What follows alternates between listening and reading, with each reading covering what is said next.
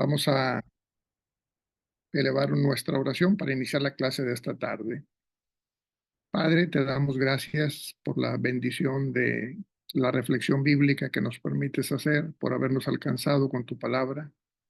Al estudiarla, Señor, necesitamos que el Espíritu Santo nos guíe para comprender y también nos impulse para cumplir con lo que tú esperas de nosotros. Concédenos esto, Padre, te lo pedimos, por Cristo Jesús.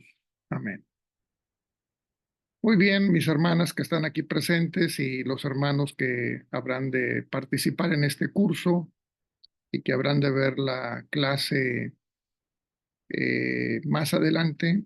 Hoy estamos abordando el tema de la deidad en el último de los tres tópicos que hemos tratado en este apartado, en esta declaración de fe, y que tiene que ver con el Espíritu Santo.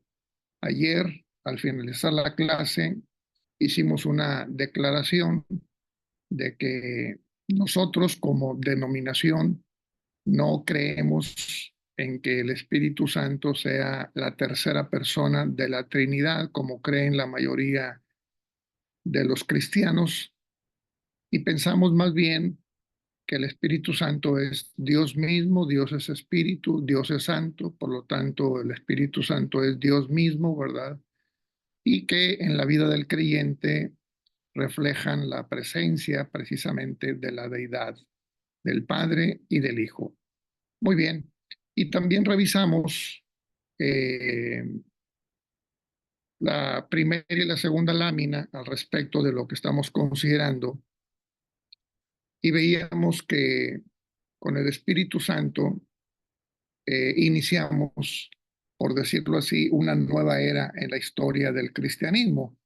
Y no que el Espíritu Santo no haya estado presente en el Antiguo Testamento, por supuesto que sí, el Espíritu Santo está desde Génesis 1:1, es decir, es parte innegable, ¿no? La presencia de Dios a través del Espíritu Santo.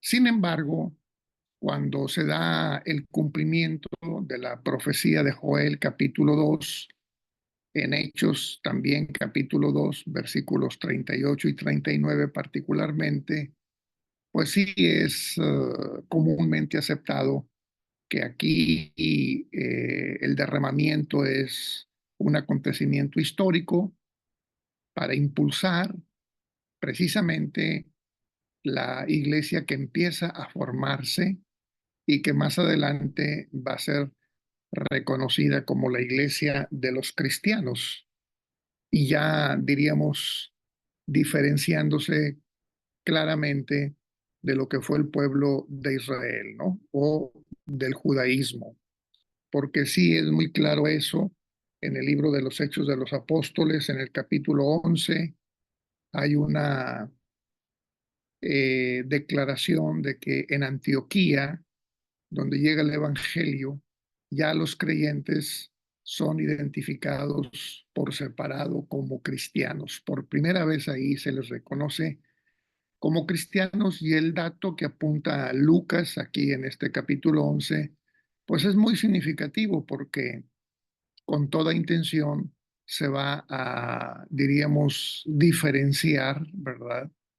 Yo no diría romper así tajantemente, pero por lo menos sí diferenciar de lo que ha sido históricamente el judaísmo, ¿no?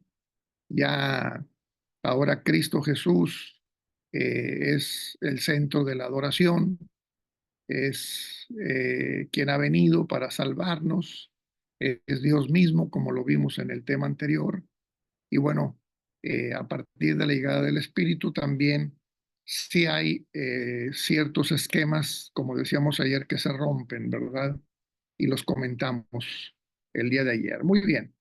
Bueno, entonces ahora vamos con la siguiente lámina y vamos a ver de que este derramamiento del Espíritu Santo no fue como nada en el plan de salvación, algo improvisado, porque realmente no es que Dios esté improvisando, el plan de salvación. Realmente el plan de salvación ha estado desde el principio mismo, desde antes de la creación, en la mente de Dios, y se revela en su momento, cuando es necesario, a partir de la caída en Génesis 3.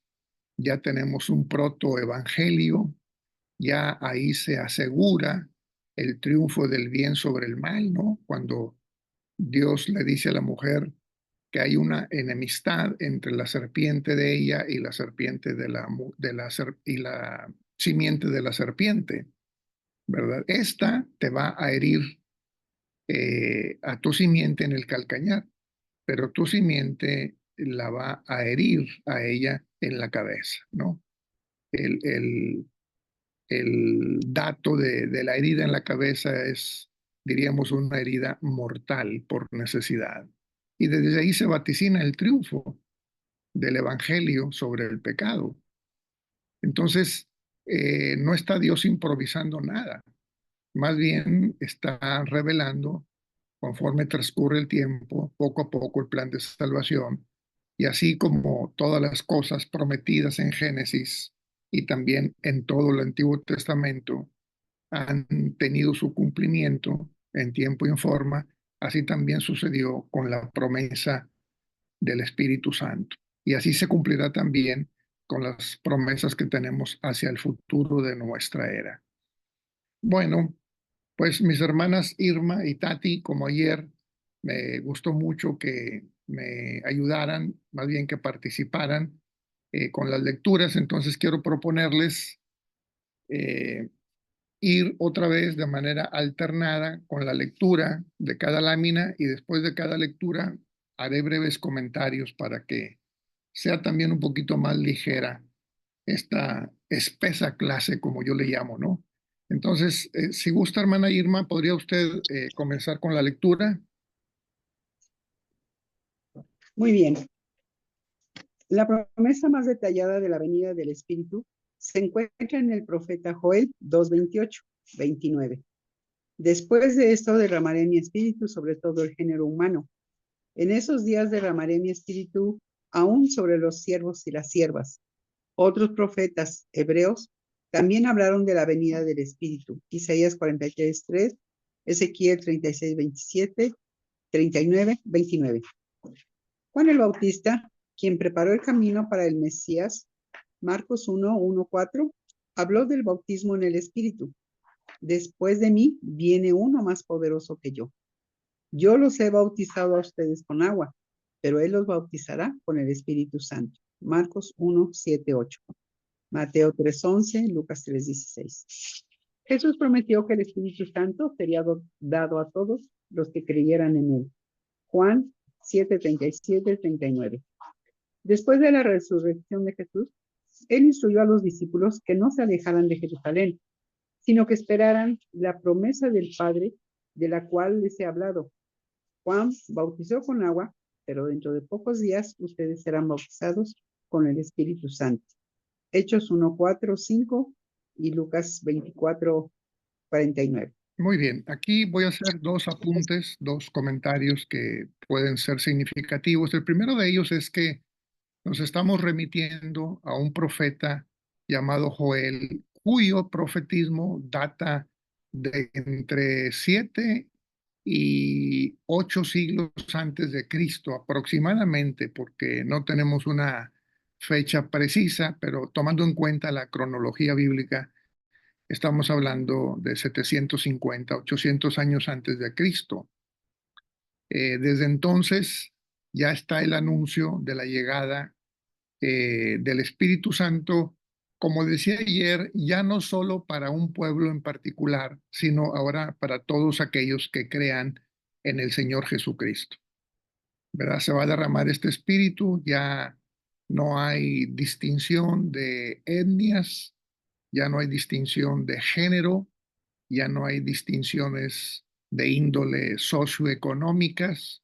Más adelante Pablo va a declarar que en Cristo Jesús no hay judío ni griego, ni siervo ni libre, ni varón ni mujer, sino que todos somos uno en Cristo. Es la nueva comunidad, ¿no? Y eso se da repito, con la llegada, con el derramamiento del Espíritu Santo, que dicho sea de paso, es un derramamiento pleno, por decirlo en palabras, ¿no? Porque a veces es difícil explicar el contenido de la Biblia cuando se trata de profundizar, pero sí entendemos que, no obstante el hecho de que el Espíritu Santo ha estado desde el principio, el acontecimiento que profetiza Joel y que se cumple en el día del Pentecostés es un acontecimiento extraordinario, porque hay una plenitud, una llenura del Espíritu Santo entre los 120 creyentes que están reunidos ahí en el aposento alto. De tal manera que se da lo que se conoce como la glosolalia. Y la glosolalia es el don del Espíritu Santo que nos permite hablar en otros idiomas y que ahí quedó plasmado para la historia de la humanidad, ¿no? Como personas que jamás habían estudiado otros idiomas comenzaron a hablar de tal manera que aquellos que dominaban ese idioma pudieron comprender perfectamente bien el mensaje del Evangelio. Entonces, eso por un lado, ¿no? La famosa glosolalia. Glosa quiere decir lengua. Y por otro lado, lo que nos dice esta lámina, pues es lo que Cristo recomienda a sus discípulos en Hechos capítulo 1, de los versículos 1 al 8. Les dice Jesús, no se vayan de Jerusalén, ¿verdad? Porque van a recibir la promesa, la cual vendrá no muchos días después de estos. Bueno, pues nosotros sabemos que Jesús había sido crucificado, había sido sepultado y había resucitado en los días, diríamos, relacionados con la Pascua judía, ¿verdad? Y sabemos que el día del Pentecostés eran 50 días después de la Pascua. Por eso se llama Penta, de 50, ¿no? Y entonces en ese día de Pentecostés, que es otra solemnidad de Levíticos 23, se da el derramamiento del Espíritu Santo. Por eso dice Cristo, no muchos días después de esto. Se calculan aproximadamente 40 días después de que Jesús se despide de sus discípulos, son los que transcurren, diríamos, en este derramamiento. Ahora, eh, llama la atención el hecho de que, no obstante la urgencia de predicar la palabra, porque los discípulos realmente ya estaban dando testimonio de la resurrección, ya estaban listos para tomar las riendas de la iglesia como líderes, ¿no? Estos apóstoles. Sin embargo, no obstante la urgencia, hay que esperar la llegada del Espíritu. Eso es muy significativo, ¿verdad? Porque la obra que van a desarrollar los discípulos es una obra en el plano espiritual. La lucha que van a encarnar, diríamos, es una lucha diferente a cualquier otra que hayan tenido. Como más adelante va a decir Pablo, el pasaje que todos conocemos, no tenemos lucha contra carne y sangre, sino contra potestados y principados, ¿no? Contra poderes. ¿Y a qué se refiere ese texto? Pues al pecado simplemente, al maligno, al diablo, pues que es, diríamos, el origen del mal y que representa el ser que promueve la tentación, la codicia, la ira, todo lo que tiene que ver con el pecado. Esa es una lucha que no podemos enfrentar humanamente. No importa cuánto sepamos, no importa cuánta experiencia tengamos, los mismos apóstoles no podrían salir victoriosos si no están llenos del Espíritu Santo. Y entonces se da el derramamiento del Espíritu y entonces sí, no es casualidad que en ese mismo día, cuando se derrama el Espíritu Santo, Pedro predica un sermón y se bautizan 3,000 personas, ¿no? Vean ustedes la gran diferencia. Estar lleno del Espíritu Santo significa tener fruto en la obra que hacemos, ¿no? Eso también como una reflexión para nuestra propia para nuestros propios ministerios, diría yo, ¿no? Muy bien, hermana Tati.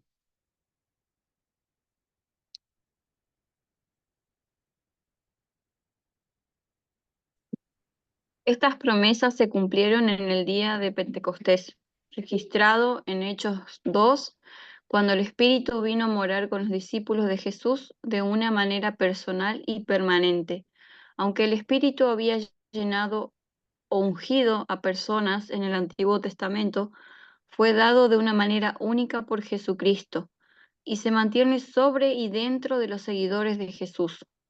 Juan 14:17, Romanos 8:9, Primera de Juan 2:27. En vez de tomar el lugar de Cristo ascendido, el Espíritu Santo en realidad ofrece su presencia en la iglesia hasta que Él regrese. Esto lo hace al morar en cada creyente y transformarlo, como se describe en Juan 14:17 y 18, Romanos 8:11, Primera de Corintios 13:16 y Segunda de Corintios 13:17 y 18. Muy bien, bueno, pues la importancia de esta lámina es precisamente la declaración de que el Espíritu Santo está sobre nosotros como un líder, diríamos, de autoridad, pero además está dentro de nosotros, está metido en nuestra mente, en nuestro corazón, en nuestro cuerpo, en cada una de las células, si me lo permiten explicarlo de esta manera. El Espíritu Santo está presente. Y es por eso que podemos, diríamos, vivir la fe cristiana, porque de lo contrario sería un esfuerzo inútil. El triunfo que nosotros tenemos sobre el pecado representa esa presencia del Espíritu Santo, porque el pecado es un poder que domina al ser humano. Pablo dice, hay en mí, ¿verdad? Un poder que me hace hacer lo que no quiero hacer. Y el bien que quiero hacer no lo hago, ¿verdad?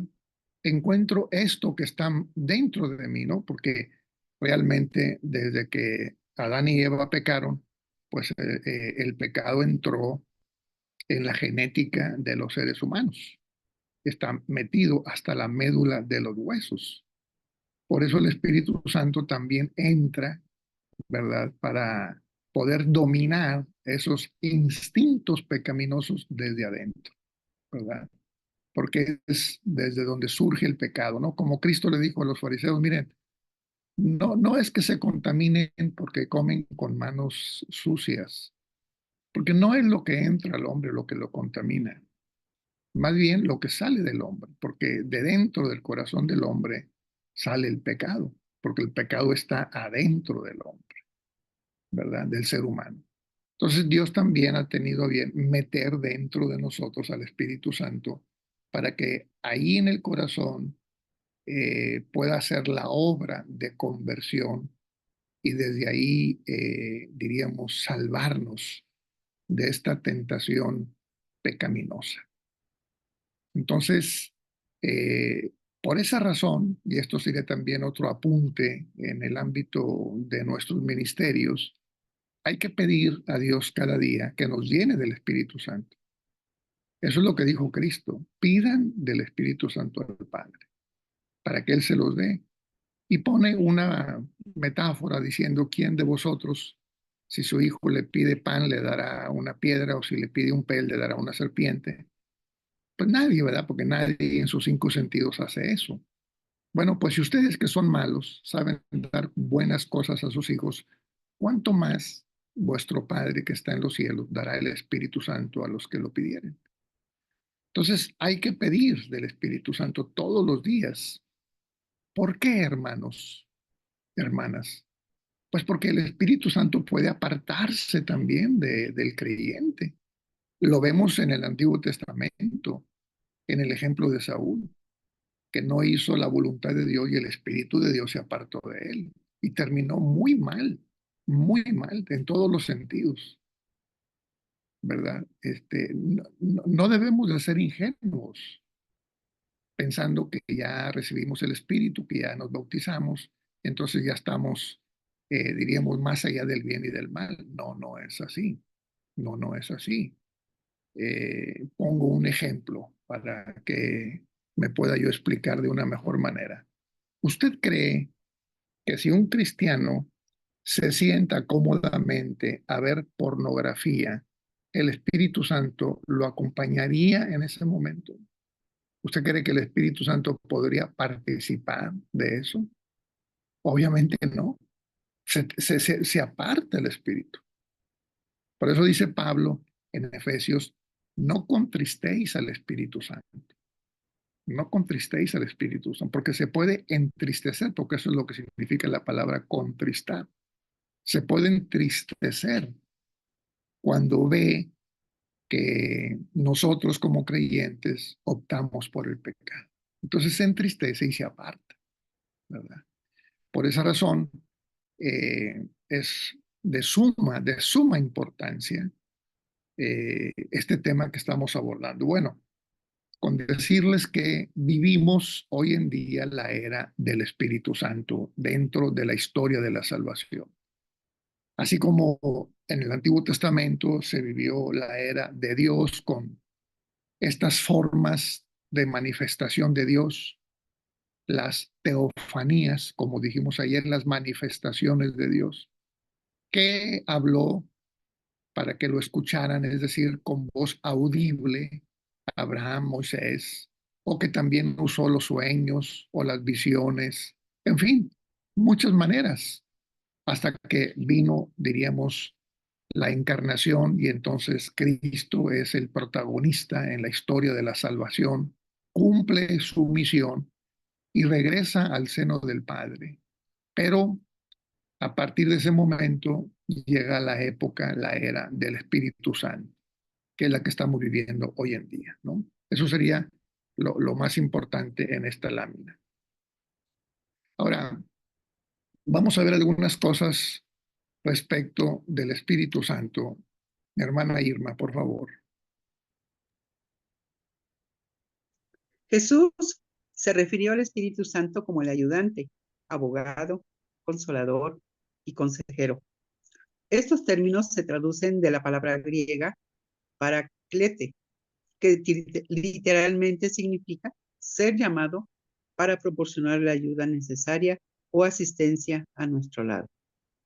En su última enseñanza registrada antes de su muerte en la cruz, Jesús dijo a los discípulos precisamente qué tipo de asistencia aportaría el Espíritu Santo y que vendría a vivir con nosotros y permanecer aquí. Juan 14, 16, 18 y Mateo 28, 20.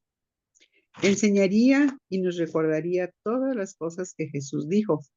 Juan 14, 26, primera carta de Juan 2, 27. Guiaría a los seguidores de Jesús a toda verdad. Juan 16, 13, primera de Juan 2, 27. Hablaría lo que el Padre y el Hijo le dicen acerca de las cosas que han de venir. Juan 16, 3. Amén. Muy bien, gracias hermana. Pues miren las cosas que Dios nos ofrece a través del Espíritu Santo, como se traduce de la palabra griega paraclete o paracletos, que es la que más se usa, el paracletos, y es lo que traducimos al español como ayudante, ¿verdad? Es decir, que nos auxilia en tiempos de necesidad, el abogado que nos defiende, el consolador que nos impulsa para levantarnos cuando estamos tristes o tenemos algún tropiezo, el consejero también, porque habla directamente a nuestro corazón. Y aquí vienen un buen número de pasajes donde se habla de la función del Espíritu Santo.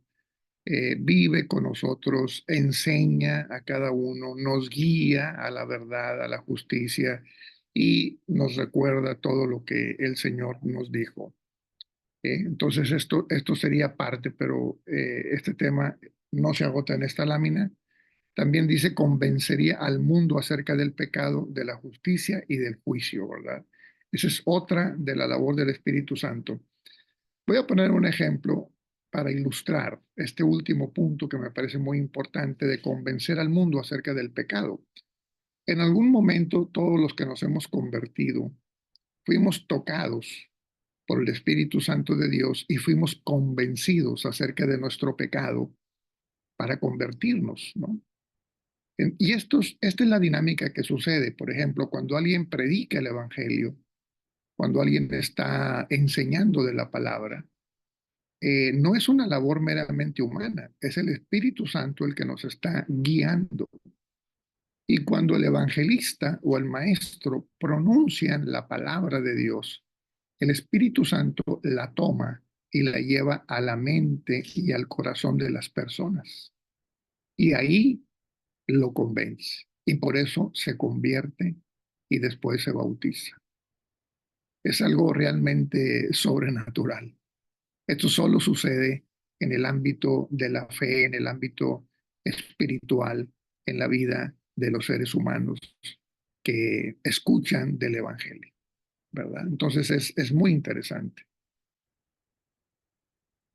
Hermana Tati, la siguiente lámina, por favor. Más tarde, el apóstol Pablo describió el ministerio asistencial del Espíritu. El Espíritu capacita a los creyentes para obedecer a Dios. Romanos 8, 5 y 9 y versículo 3. Intercede para ayudar a los creyentes a superar sus debilidades. Versos 26. Da testimonio de Jesús. 1 Corintios 12, 3. Véase Mateo 16, 16 y 17. Distribuye dones espirituales para la edificación de la iglesia. 1 Corintios 12, 7 y 11. Produce fruto espiritual en las vidas de los creyentes. Gálatas 5, 22 al 25. Garantiza la intención de Dios de redimir y dar vida eterna a los santos. 2 Corintios 1, 21, Efesios 13, 14. Preserva a los creyentes hasta que Jesús regrese. 2 Corintios 1, 12, 21, 22. Santifica a los creyentes. Romanos 15, 15, 16, 2 y Tesalonicenses 12, 13 y Primera de Pedro 1 y 2. Muy bien. Gracias, hermana. Bueno, pues aquí el comentario que voy a hacer tiene que ver con la evidencia de que estamos siendo guiados a través del Espíritu Santo, ¿no? Y esto tiene que ver con los dones que el Espíritu reparte a cada uno de los creyentes y también con el fruto espiritual que produce en la vida de ellos. Estos dos acontecimientos son la evidencia de que realmente somos creyentes, ¿no? Cristo dijo, por sus frutos los conoceréis, ¿no? Hablando acerca también de los fariseos, que sabían mucho, ¿verdad? Que eran grandes exégetas o grandes hermeneutas o conocedores de la palabra de Dios, pero que no tenían absolutamente ningún fruto, simplemente era conocimiento legalista, ¿no? Para condenar al prójimo. Pero en el caso de los cristianos hay estas dos evidencias. Por un lado está el don espiritual. Este don espiritual es una gracia, es una dádiva de Dios a través del Espíritu Santo y que nos hace capaces para desempeñar ciertos ministerios. Y hay una buena cantidad de dones espirituales, más de 20 se pueden contar fácilmente en la Biblia, ¿no? Y son una evidencia contundente cuando la persona los posee, se echan de ver, ¿no? Yo tengo una anécdota en mi vida personal, ¿no? Haciendo una gira de trabajo en el norte de la República Mexicana, llegamos a un pueblo pequeño y el pastor de la iglesia, pues quiso llevarme a hospedarme en la casa de una hermana que era pues la que tenía la mejor casita, ¿verdad? Y entonces en la noche ya cuando íbamos a descansar, llegué a la casa de la hermana y se puso muy nerviosa. y me dijo, hermano, yo no sé por qué se va a quedar aquí en la casa. Sinceramente, estoy muy nerviosa. Yo le dije al pastor que no quería, que a mí me daba mucha pena. Yo no sé, qué le gusta a usted para desayunar por la mañana. No sé, hermano, disculpe, me dice.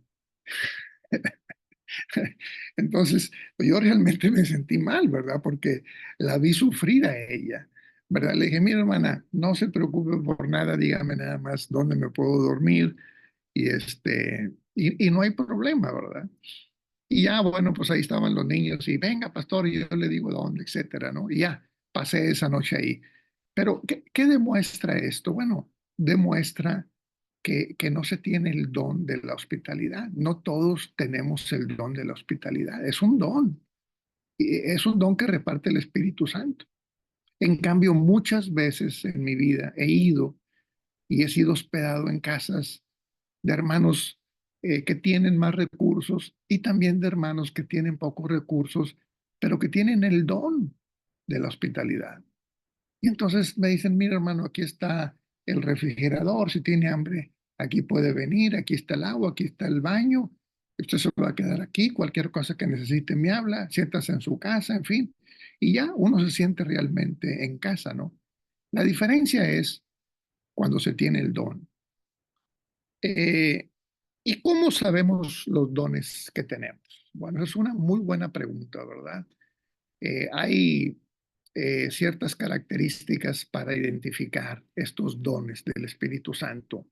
No como sucedió en el siglo pasado, que se hacían exámenes como si fueran exámenes de vocación profesional, ¿verdad? Y le hacían a uno, bueno, al menos a mí me hicieron como 150 preguntas y después, dependiendo de las respuestas, ellos me iban a decir para qué soy bueno. Pero no, la verdad es que no se requiere un examen de 150 preguntas. Los dones se descubren en la comunión, como se dice en teología, ¿no? La diaconía, que es el servicio, se descubre en la koinonía, que es la comunión, ¿no? Cuando nosotros conocemos a los hermanos, podemos decirles a ellos para qué son buenos. ¿Por qué? Porque los conocemos. Ya sabemos quién es bueno para administrar el dinero y lo ponemos como tesorero. Ya sabemos quién es bueno para enseñar, lo ponemos como maestro. Ya sabemos quién es bueno para recibir a las personas por su carácter amable, lo ponemos ahí como lo sugieres. Ya sabemos quién es bueno para evangelizar y lo mandamos como evangelista.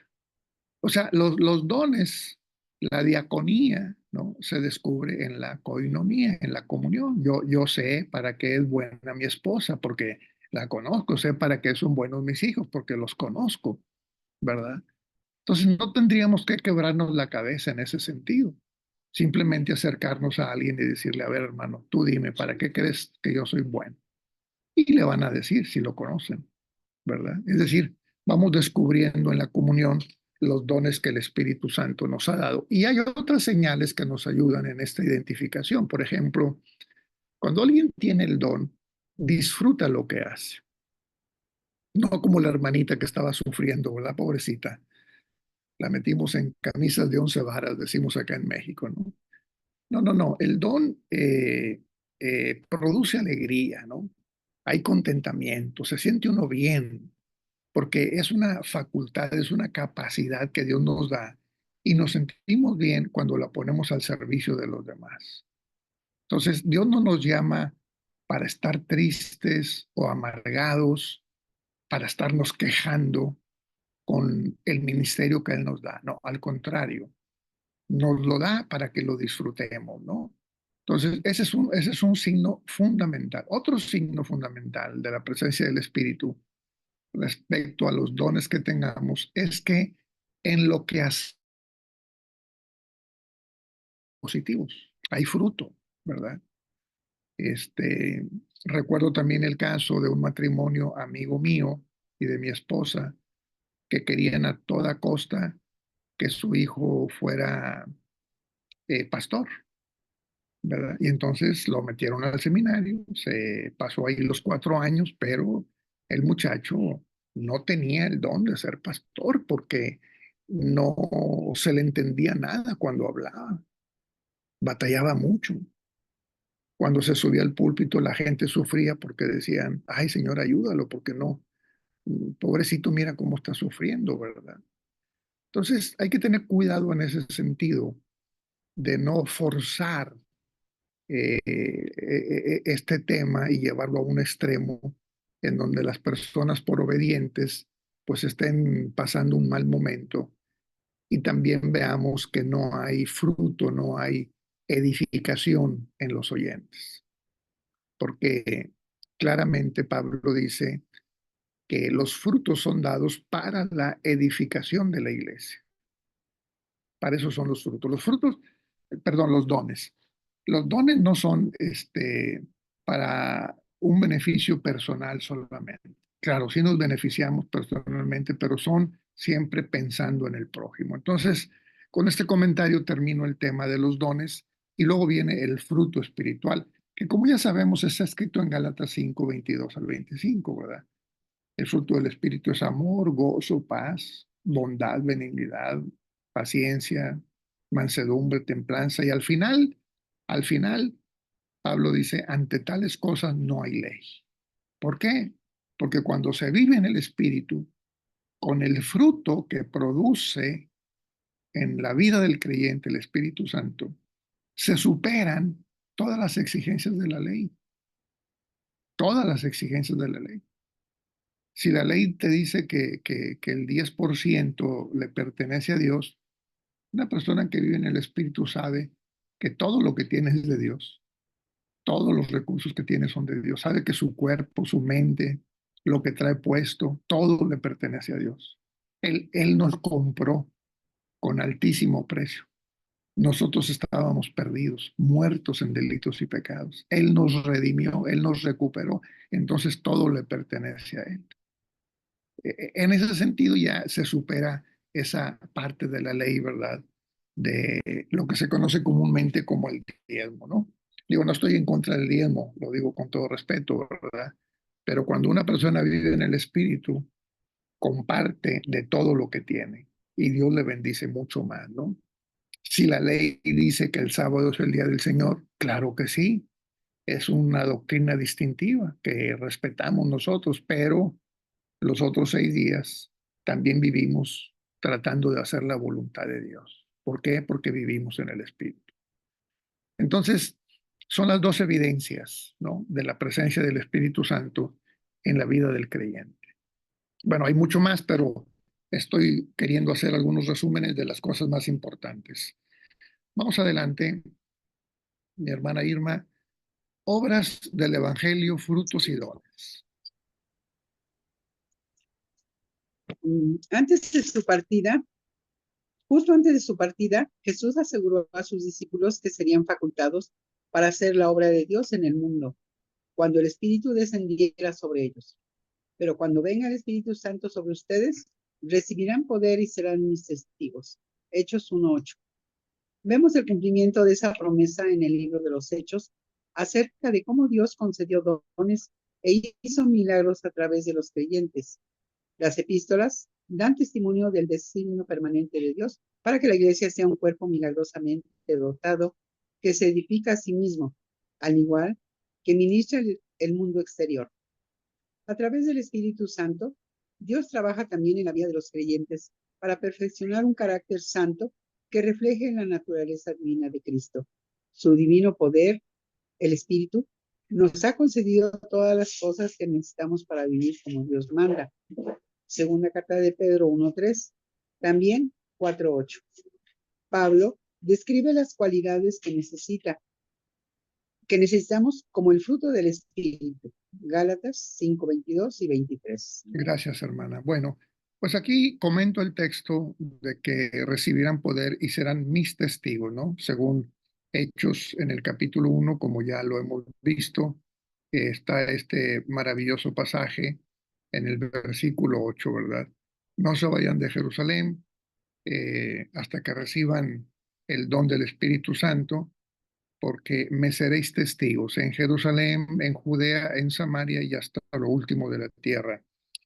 La palabra testigos tiene una raíz griega que se pronuncia como martís, de donde viene la palabra mártir, martís con Y. Es traducida como testigos, ¿no? Y esto fue lo que Cristo dijo que los discípulos habrían de ser testigos. ¿Y qué es un testigo, hermanos y hermanas? Piense por unos momentos.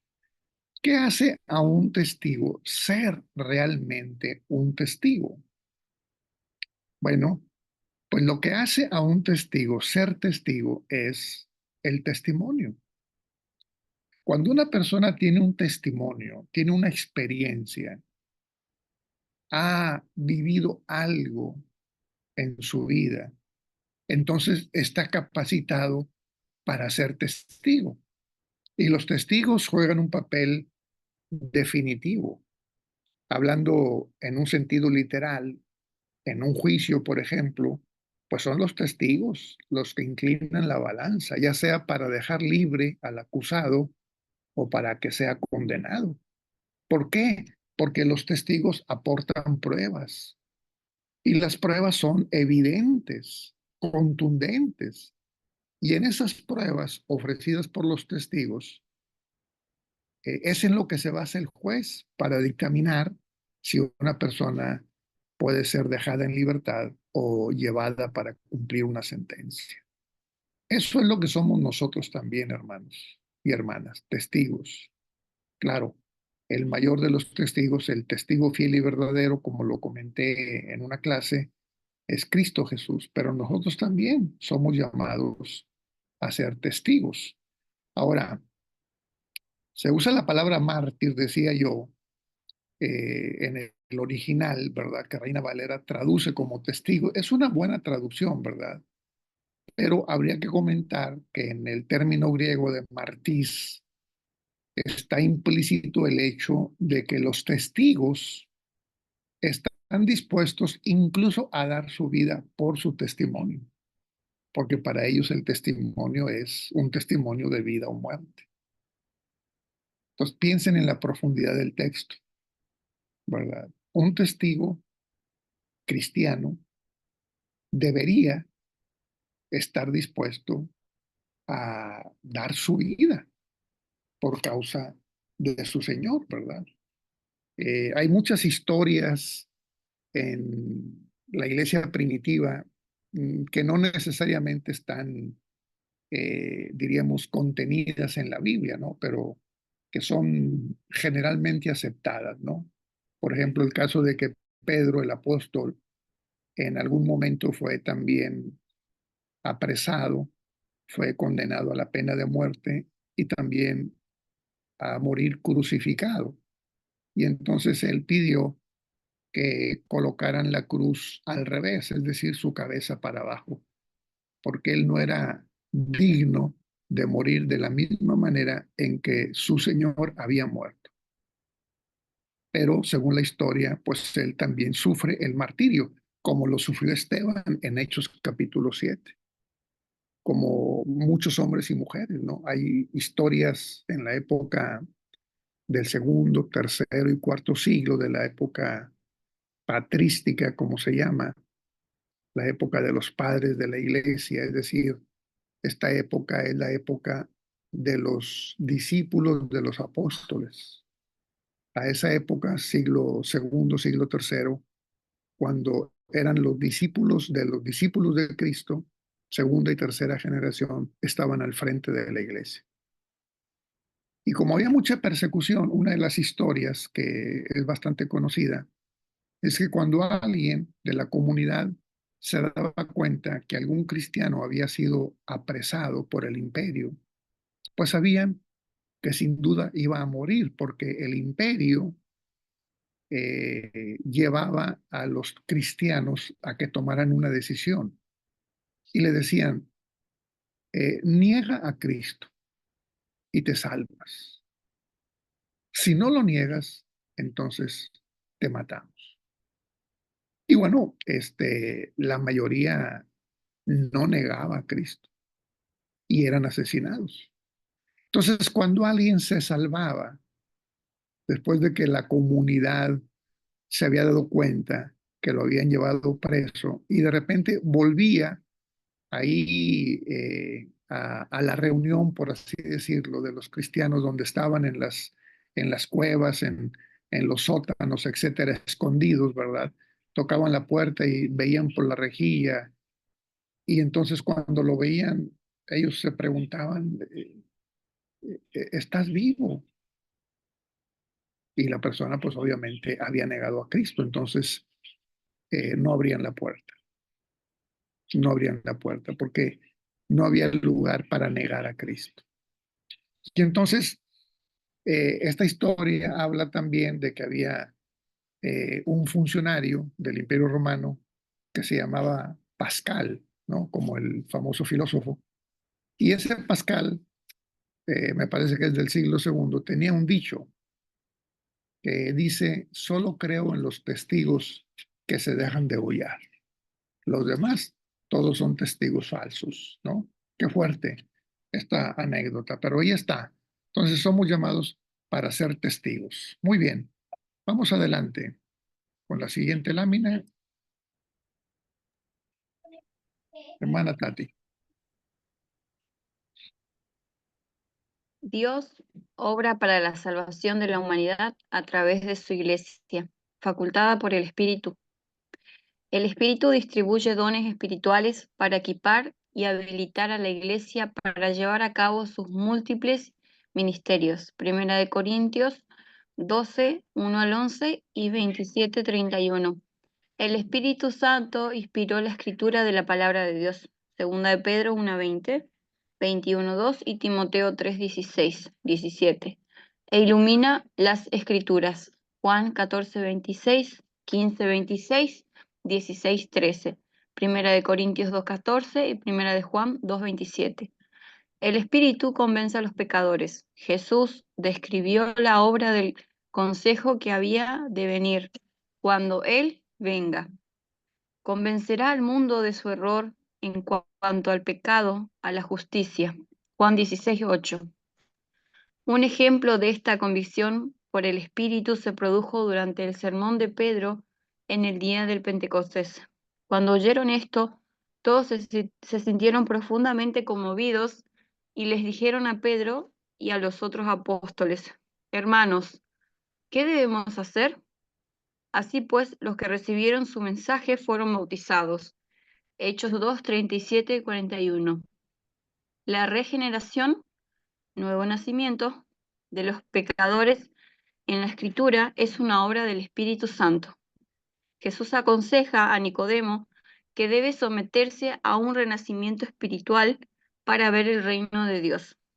De veras te aseguro que a quien no nazca de agua y del Espíritu no puede entrar al reino de Dios. Juan 3, del 3 al 5, véase también Romanos 8, 13, 14 y Tito 3, 5. Muy bien, gracias, hermana. De esta lámina, mis hermanos queridos, haré nada más un comentario que me parece significativo y es el fenómeno que se da en la vida del creyente cuando está leyendo las Sagradas Escrituras. En ese sentido, es el Espíritu Santo el que ilumina la mente de los creyentes para poder comprender lo que está escrito. Es un fenómeno que tiene que ver con el conocimiento, con el discernimiento, para interpretar, diríamos, el contenido de las Sagradas Escrituras.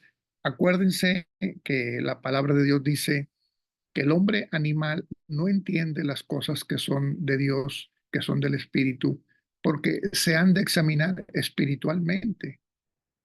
Por eso, cada vez que vamos a leer la Biblia, aunque sea de manera devocional, ya no exegéticamente, ¿no? Ya no para un estudio profundo, sino simplemente en el devocional diario que muchas personas tienen, aún ahí es necesario pedir la iluminación del Espíritu Santo para comprender la Escritura, porque de lo contrario, leemos y leemos y no entendemos nada. las cosas espirituales se han de examinar espiritualmente. Y bueno, esto es significativo, repito, está en Juan capítulo 14, verso 26, y en los demás versículos se habla de que es el Espíritu el que, diríamos, nos permite comprender lo que ya Cristo predicó, lo que Cristo enseñó, ¿verdad? A través de este fenómeno que se conoce como la iluminación, ¿verdad? En el creyente, no en la Biblia, ¿no? Aquí dice en el segundo párrafo, el Espíritu Santo inspiró la escritura de la palabra de Dios, vienen los textos, e ilumina las escrituras. Voy a revisar esta parte porque quizá cometí un error, ¿verdad? A lo mejor debió haber dicho aquí, ilumina a las criaturas para que podamos entender, porque la palabra de Dios es luz, es lámpara, no hay necesidad de más nada, es una palabra viva y eficaz, ¿verdad? Creo que voy a revisar esto para que al momento de repartir el material lo tengan ustedes sin ningún error de esta índole. Pero bueno, hago este comentario, ¿no? De que es el Espíritu Santo el que abre nuestra mente, ilumina nuestro cerebro, por así decirlo, para conocer y comprender lo que dice la palabra de Dios. Muy bien. Adelante, hermana Irma. Sí, mi hermano. Bueno, no sé si la lectura era 3:16 de Timoteo. Esa dice, toda la escritura es inspirada por Dios y útil para enseñar, para redarguir, para corregir, para instruir en justicia. Por si esta era la cita. Bueno, mire, gracias, hermana, por este comentario. Me parece muy valioso porque me permite comentar lo siguiente. Primero está el tema de la revelación de la palabra de Dios. Sí me está escuchando, hermana Irma. Sí, muy bien. Primero Aquí estoy. primero está la revelación de la palabra de Dios como doctrina, ¿no? Luego está eh, es la revelación y luego está la inspiración, ¿verdad? De la palabra de Dios y luego viene la iluminación Para entender. para los creyentes, para que los creyentes podamos comprender lo que está escrito. Gracias por el texto de Timoteo, que es muy oportuno. Muy bien, adelante, hermana. Voy a dar lectura. El Espíritu no solo enseña la palabra de Dios, Juan 14:26, 16:13, sino que guía y dirige a los creyentes. El Espíritu dirigió al apóstol Pablo a ir a Macedonia en vez de Bitinia. Hechos 16:6, 10. Véase también Mateo 4:1, Lucas 4:1. Pablo reconoció que Dios facultó a los creyentes para predicar el Evangelio de Cristo a través de dones espirituales distribuidos por el Espíritu Santo. Primera carta de Corintios 12:4-11, Efesios 4:11-13. Véase también Hechos 10:37 y 38. Muy bien, pues es algo de lo que ya vimos, ¿no? Vamos a avanzar y ahora vamos a ver esta nueva lámina que tiene que ver con la evidencia resumida, la evidencia de la presencia del Espíritu Santo, resumida en tres aspectos: fe, obediencia y amor. Hermana Tati.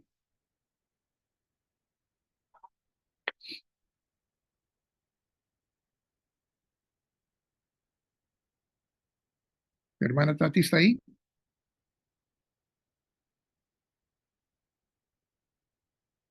Bueno, Sí, acá Sigo. estoy. Se me reinició el Zoom, no sé qué pasó. adelante, hermana. Bueno, estoy esperando que me muestre la pantalla, que no me está mostrando nada. No, no se muestra. Hermana Irma, ¿usted la ve? No, no, pero Yo sí, mi hermano. es mi internet. Ah, ok, ok. Adelante, hermano. Bueno, Vamos a entonces, darle. Una pregunta clave que debemos considerar aquí es, ¿cómo sabe uno que ha recibido el Espíritu Santo? La primera respuesta que se puede dar con confianza es la siguiente. Sabemos que hemos recibido el Espíritu de Dios cuando confiamos verdaderamente en Cristo y confesamos que Él es el Señor y Salvador de nuestras vidas. Esto es apoyado por las palabras de Pablo. Nadie puede decir Jesús es el Señor, sino por el Espíritu Santo. Primera carta de Corintios 12:3. Véase también Juan 14:17, Gálatas 3:5, 14, primera carta de Juan 4:2. Lo contrario de este vínculo entre la fe y el Espíritu es visto en Romanos 8:9. Y si alguno no tiene el Espíritu de Cristo, no es de Cristo. Una segunda prueba bíblica de la morada del Espíritu se muestra por los que andan en el camino de la obediencia espiritual a Dios y a su palabra. Las Escrituras consideran la desobediencia persistente igual con resistir al Espíritu. Hechos 7:51. Contristar al Espíritu Santo, Efesios 4:30, y apagar el Espíritu, primera carta de Tesalonicenses 5:19. Muy bien, pues ya comentamos esto en la clase, así es que vamos a pasar a la siguiente lámina. ¿Recuperó la imagen, Tati, o no? Sí, lo Adelante, recuperé. adelante. El apóstol Juan dibujó un vínculo fuerte entre el recibimiento del Espíritu y el guardar los mandamientos de Dios. El que obedece sus mandamientos permanece en Dios y Dios en él. ¿Cómo sabemos que Él permanece en nosotros? Por el Espíritu que nos dio. Primera de Juan 3:24. Véase también Hechos 5:32. El indicador más claro que uno ha recibido del Espíritu de Dios y que camina conforme a tal es el fruto espiritual del amor. Pablo da preeminencia al amor en su lista del fruto del Espíritu en Gálatas 5:22-23. Estas virtudes espirituales comprenden el carácter mismo de Dios. Primera de Juan 4:8-16. Para Pablo, el amor es el camino más excelente. Primera de Corintios 12:31. Por encima de todos los otros dones espirituales, dedicó el capítulo 13 a la excelencia del amor. Ahora pues, permanezcan estas tres virtudes: la fe, la esperanza y el amor. Pero la más excelente de ellas es el amor. Versículo 13. Jesús afirmó que el amor es la prueba suprema. Es el mismo contexto que él presentó el Espíritu Santo como el auxilio divino del cielo. Juan 14:15-16. Instruyó a sus discípulos: de este modo todos sabrán que son mis discípulos si se aman los unos a los otros. 13:34-35. Muy bien, gracias, Tati. Bueno, hermanos y hermanas, esta lámina tiene una particular importancia porque está hablando de la principal evidencia de que el cristiano posee el Espíritu Santo. Y esa evidencia sin duda es el amor, ese sentimiento del cual nos habla tanto la Biblia. De hecho, el apóstol Juan en sus epístolas dice que el que no ama no conoce a Dios porque Dios es amor. Fíjense cómo se identifica a Dios, ¿no? En las epístolas juaninas, ¿no? No, no es el creador, no es el juez, no es el padre, diríamos, de nuestro Señor Jesucristo, al que Juan hace referencia, que sí tiene que ver con todo esto, por supuesto, pero Juan usa este concepto de que el que no ama no conoce a Dios porque Dios es amor, ¿no? Y eso, repito, es muy significativo. Yo creo que es la primera cualidad de los creyentes, el principal de los frutos del Espíritu Santo. Si no hay amor, no hay nada. Y ese es el tema que aborda Pablo en el capítulo 13 de la Primera de Corintios, ¿verdad? Y ahí empieza Pablo diciendo, si yo tengo el don de lengua y hablo en diferentes idiomas, pero no tengo amor, entonces no sirve de nada. Y si yo reparto mis bienes y eh, doy mi cuerpo incluso en sacrificio, pero si no tengo amor, de nada me sirve. Soy como un instrumento que hace ruido, pero nada más, ¿no? Y finalmente termina ese capítulo diciendo, ahora permanecen la fe, la esperanza y el amor, pero la más excelente de ellas es el amor. Fíjense cómo Pablo pone este sentimiento de amor por encima de la fe y la esperanza. ¿Cómo podríamos explicar este pasaje? ¿Qué significa el hecho de que ahora permanecen la fe, la esperanza y el amor, pero lo más importante es el amor? Bueno, lo voy a comentar de una manera sencilla. Fíjese usted que se reconoce el hecho de que nuestra fe es una fe histórica. ¿Qué significa esto? Bueno, que nosotros creemos a Cristo, creemos a Dios, creemos en el Evangelio por lo que Él ha hecho. Es decir, cuando vemos la historia de la humanidad, vemos los actos de Dios. El mayor de esos actos de Dios, obviamente, es la crucifixión y muerte de nuestro Señor Jesucristo. Ese hecho es un hecho histórico, es algo que sucedió hace más de 2000 años. Y ese es el acontecimiento del Evangelio. Y en eso se basa nuestra fe. Cuando hablamos del Evangelio, cuando decimos, bueno, el Evangelio es la buena nueva, no digo que esté mal, porque sí es una buena nueva, pero es muy poco, no es suficiente.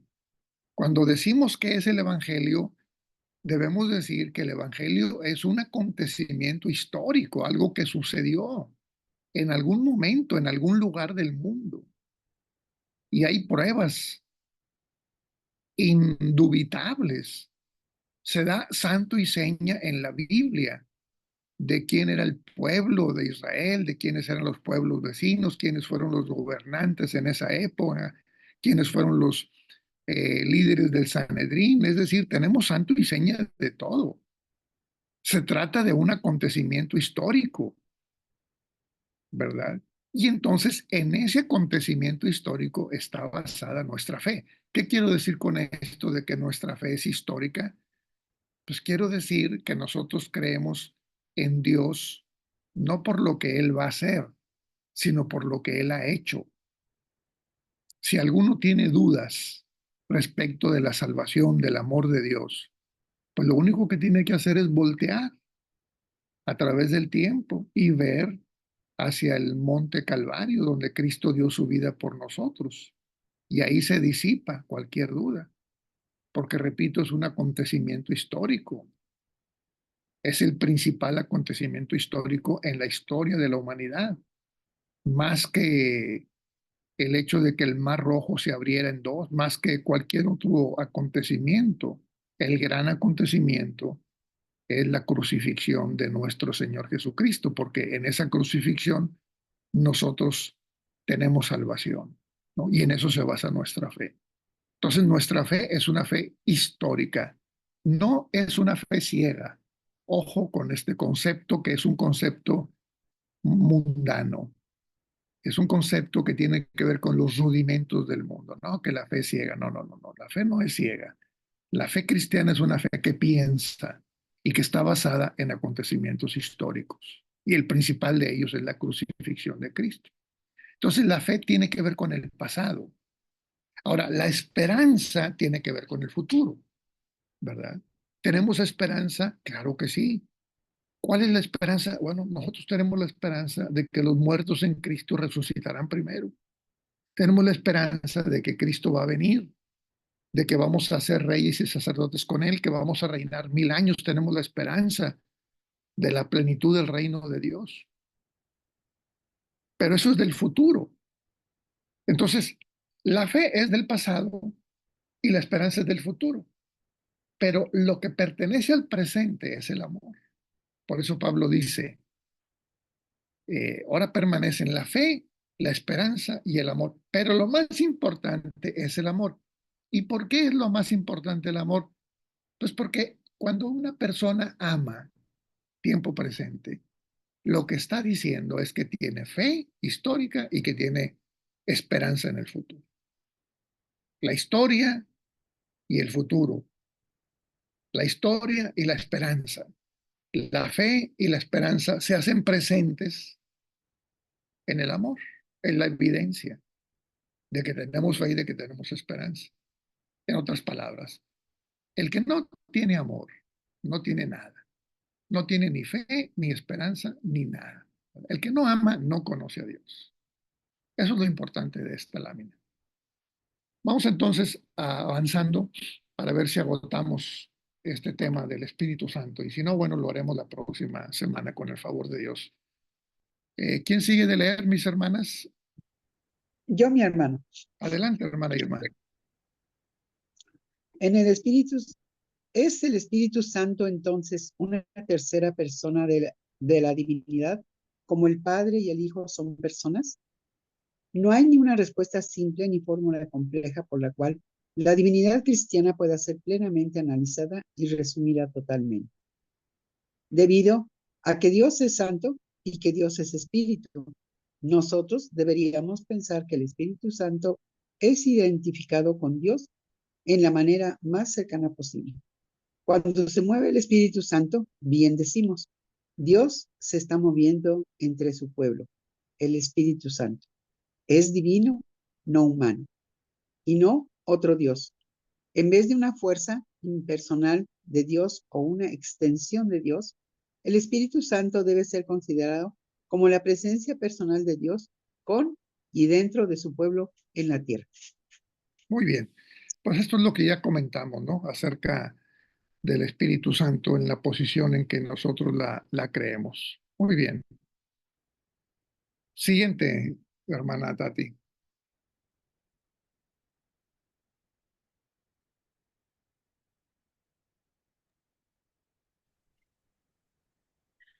Cuando hablamos de Dios en el cielo, Perdón, hermana. Ahí está. se cambió. Sí, ahí está. Bueno, cuando hablamos de Dios en el cielo trascendente y distinto en su totalidad, pensamos en el Padre. Cuando hablamos de Dios en la tierra, inminente y conocido en términos humanos, pensamos en el Hijo. Cuando hablamos de Dios omnipresente, en la obra en el mundo y en nuestros corazones, pensamos en el Espíritu Santo. Aún así, confesamos un solo Dios vivo, verdadero, que ha hecho todas las cosas a su pueblo. Tenga en cuenta esta evidencia. El Espíritu Santo no se menciona en la mayoría de los saludos, bendiciones o doxologías, como si se hace con el Padre y el Hijo. El Espíritu no está representado como estronado o que reina en el cielo, como si se hace con el Padre y el Hijo. El Espíritu no está registrado como adorado o como objeto de oraciones, como si se hace con el Padre y el Hijo. El Espíritu Santo no se registra en comunicaciones de yo, tú, con el Padre o el Hijo, como ellos lo hacen entre sí. Entonces es mejor pensar del Espíritu como la presencia personal del Padre y el Hijo en la tierra y dentro de los creyentes, en lugar de verlo como una tercera persona de la divinidad en el mismo sentido que el Padre y el Hijo. Muy bien, pues esto también ya lo hemos comentado ampliamente. Bueno, declaración de fe número 3. Vamos a dejar aquí la clase, hermanos. Sé que tenemos unos minutos más, pero para que podamos comenzar con esta declaración de fe, la número 3, que voy a introducir de manera breve, y después de esto, si hay alguna pregunta, la contestamos, y si no, entonces nos vemos la próxima semana con el favor de Dios. En la declaración de fe número 3, vamos a revisar al ser humano en cuanto a su creación, en cuanto a su condición pecaminosa, en cuanto a la salvación o condenación, es decir, todo lo que tiene que ver con la antropología bíblica. Acuérdense que la antropología es la ciencia que estudia acerca del ser humano. Antros es ser humano. Vamos a ver también el tema de Satanás. Últimamente, incluso en algunos seminarios bíblicos de diferentes denominaciones, se afirma que realmente Satanás no existe, que es nada más un título para hablar sobre el mal, pero que no hay un ser, diríamos, referido como tal, ¿no? Como Satanás. Vamos a revisar este tema y luego vamos a ver el tema del pecado. El término griego que se utiliza para pecado es hamartía, y la hamartía se traduce como equivocarse, como fallar, como errar, ¿no? Entonces, cada vez que cometemos un pecado, estamos fallando, estamos errando, es decir, no estamos dando en el blanco. Y luego también vamos a abordar el tema de la muerte. Y en estos temas, especialmente en el tema de Satanás y en el tema de la muerte, también nosotros tenemos un entendimiento bíblico diferente a otras denominaciones. En el caso de la muerte, vamos a hablar básicamente del estado de los muertos. ¿Qué pasa cuando una persona fallece? ¿Qué pasa cuando alguien deja de ser, no? Es cierto que se va al cielo, se va al infierno, se va al purgatorio, y si es un niño se va al limbo, o qué sucede con el cuerpo, ¿verdad? ¿Es lícita la cremación o tenemos que sepultar el cadáver? ¿Qué piensa la iglesia sobre estos aspectos? Bueno, pues lo vamos a considerar Dios mediante en la próxima clase, ¿no? La declaración de fe número 3. Muy bien. Hermana Tati, hermana Irma, ¿alguna pregunta, algún comentario antes de concluir? ¿Estamos No, bien? hermano. Bueno, Para mí, gracias. muy claro todo, bueno, todo está apoyado con las citas, por si hay alguna duda, lo podemos repasar. Y pues yo creo que, bueno, en lo personal, para mí está muy claro, mi hermanito. Muy bien, muchas Gracias. gracias. Gracias a usted, hermana Irma. Tati, ¿todo bien? ¿Todo bien? Sí, Bueno, muy claro todo y bueno, muy bien. Bueno, muy entonces, linda clase. gracias. Vamos a concluir con una oración entonces. Padre, te damos gracias, Señor, por la bendición de esta clase que hemos concluido hoy. Te pedimos que nos sigas acompañando en este seminario para completarlo y de esta manera, Señor, también tener fruto en esta obra de trabajo. Te lo pedimos en Cristo Jesús. Amén. Bueno, muy Amén. bien. Dios les bendiga. Nos vemos la próxima semana. Amén. Nos vemos la semana que viene. Bendiciones. Bendiciones para todos. Bendiciones. Gracias, hermano. Saludos, Tati. Pásase, hermano.